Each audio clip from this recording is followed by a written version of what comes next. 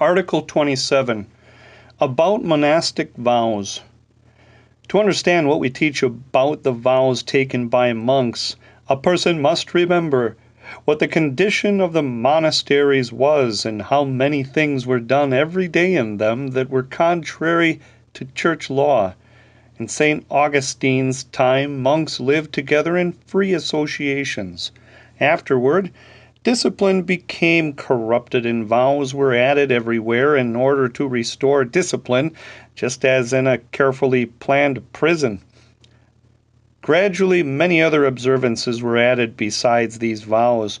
Contrary to church law, these became chains that were laid upon many people while they were still younger than the lawful age for taking such vows. Many people also entered this kind of life through ignorance. They were unable to change or judge their own strength, even though they were old enough to make their own decisions, but once they were trapped by these vows, they were forced to remain monks. Even though some of them could have been freed according to church law, this was even more the case in the convents of women than of men, although more consideration should have been shown to the weaker sex. This strict attitude displeased many good people in time past. They saw that young men and women were being put into convents so that the monasteries would provide them a place to live. They also saw what unfortunate results came of this, what scandals were created, and what traps were thrown on men's consciences.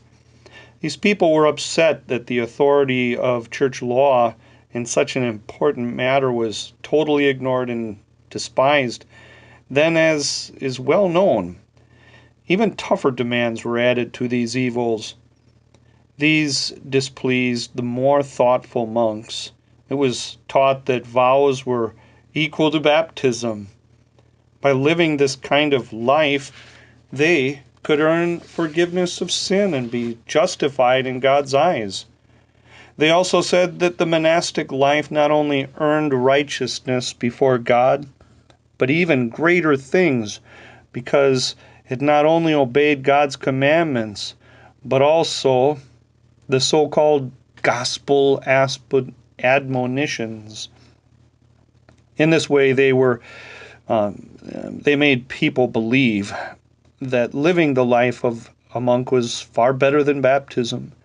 They taught that the monastic life earned more merit before God than serving as a government official, serving as a pastor, or simply living one's life as God commanded without doing any of the works established by human beings. None of these facts can be denied, for they can be seen in their own books. Besides, a person who has been trapped in this way and has entered a monastery learns very little about Christ. What then took place in the monasteries? In the old days, they served as schools of theology and other types of learning that were useful to the church. In this way, the church got its pastors and bishops. Now it is a different situation. We don't need to tell you what everyone knows. Monks used to gather to learn. Now they pretend that it is a type of life established to earn grace and righteousness.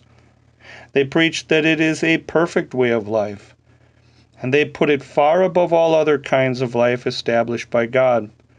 We have repeated these things without exaggerating them so that what we teach about this matter could be better understood. First, as far as marriage is concerned, we teach that it is lawful for any person who is unable to live a single life to marry, for vows cannot do away with God's laws and commandments. The commandment of God is this. In 1 Corinthians 7, verse 2, since there is so much immorality, each man should have his own wife. God not only commanded this, but also created and instructed people this way.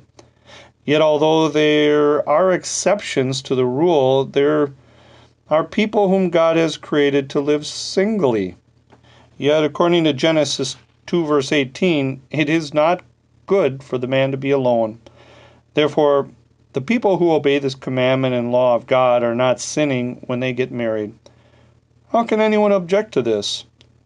People can praise the duties of a vow as much as they want, yet they cannot change the fact that such vows do away with the commandment of God.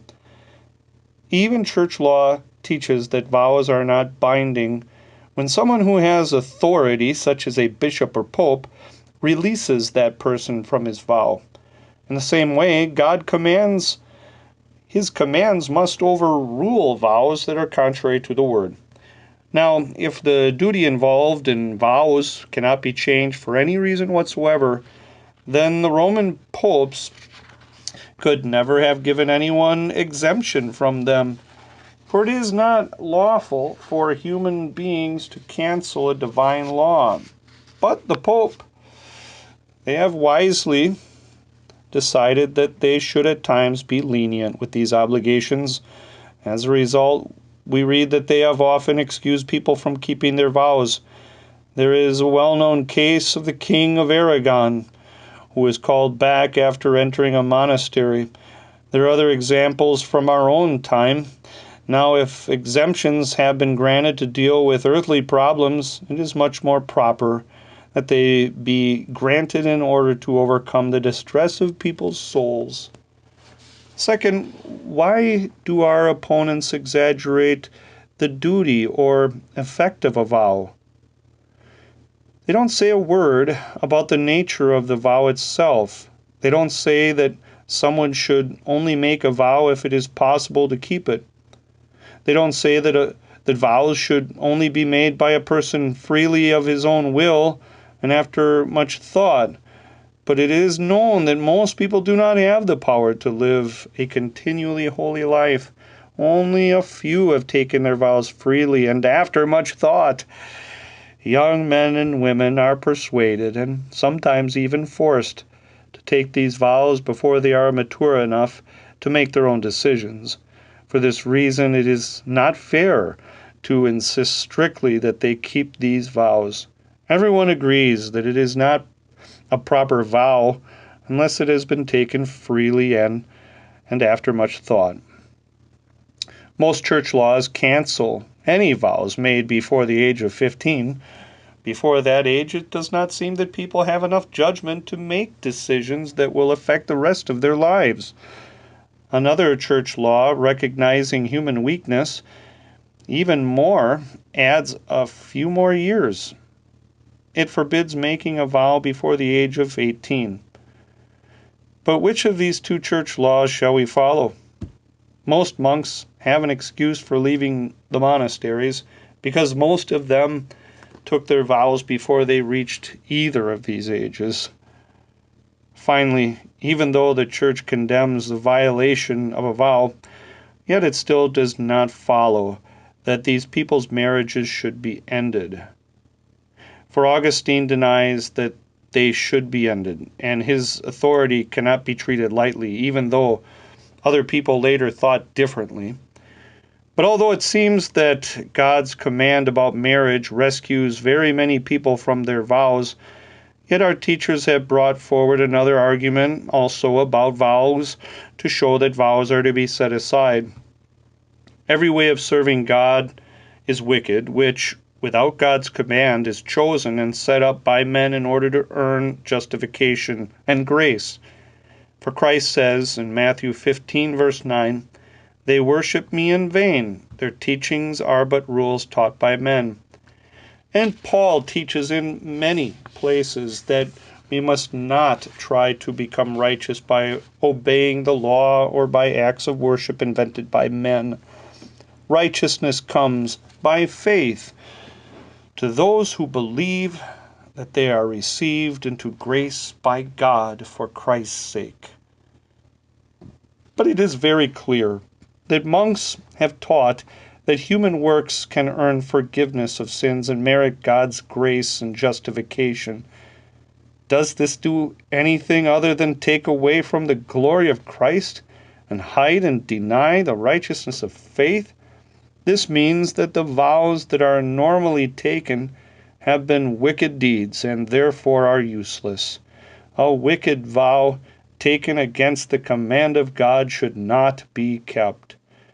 As church law says, No vow should tie people to wickedness. Paul says in Galatians 5, verse 4, "You who are trying to be justified by the law have been alienated from Christ. You have fallen from grace." Therefore, those who want to be judged by their vows lose Christ and fall from grace. Those who say that vows can produce justification are giving to their own works the power that properly belongs to Christ's glory. Nor can it be denied, indeed, that the monks have taught that they were justified and earned forgiveness of sins by their vows and observances. Yes, they invented still greater foolishness by saying that they should share their good works with others. If anyone wanted to, he could gather even more examples of these evil things of which the monks are now ashamed. They also convinced people that although men had invented the monastic life, it was a way that men could live a perfect Christian life. Is this not just another way of trying to earn justification by good works? In the church, it is not a small sin to urge people to do some deed caught up by men without the command of God, and then to teach that such works justify people before God. That righteousness comes by faith is the most important teaching in the church. It is clouded when these wonderful and angel-like forms of worship, with their display of poverty and humility and celibacy, are held up as examples before the people's eyes. Furthermore, people cannot clearly understand the commands of God and the true way to serve God when they are told that only monks are in a state of perfection. For Christian perfection means to fear God from the heart, and yet to have great faith and to trust that we have a God who has been reconciled, and he has reconciled us because of what Christ has done. Christian perfection means to ask and certainly expect God's aid in all that we do to carry out our roles in life. And it means that at the same time to always outwardly be doing good works and carrying out our calling. True perfection and the true service of God is found in just these things. It is not found in remaining unmarried, in begging, or in wearing ragged clothes. But the people come up with many evil ideas because of the false praises given to monastic life. They hear celibacy praised more than it should be. Therefore, they live their own married lives with guilty consciences. They hear that only those who own nothing are perfect. Therefore, they keep their own possessions and carry on their own business with guilty consciences. At the same time, they are told that it is good scriptural advice not to seek revenge. As a result, some people are not afraid to take revenge in their private lives, for they have been told that this is only advice, not a commandment. Others decide that a Christian cannot properly hold government office or position. There are written accounts of men who gave up their marriages and their government offices in order to hide themselves in monasteries. They call this escaping from the world and seeking a lifestyle that would be more pleasing to God. But they did not understand that God should be served by obeying the commands which he himself has given, and not by obeying commands invented by men. A good and perfect kind of life is that which has been commanded by God. It is necessary for us to warn people of these things. In previous times, Gerson wrote against this error of the monks about perfection. He said that in his day it was a new teaching that those living a monastic life are living in a state of perfection. So many wicked ideas are wrapped up in these vows that they justify, that they are a life of Christian perfection, that they are fulfilling the counsels and commandments, that they have been works of supererogation. All of these false and empty ideas make vows useless and non-binding.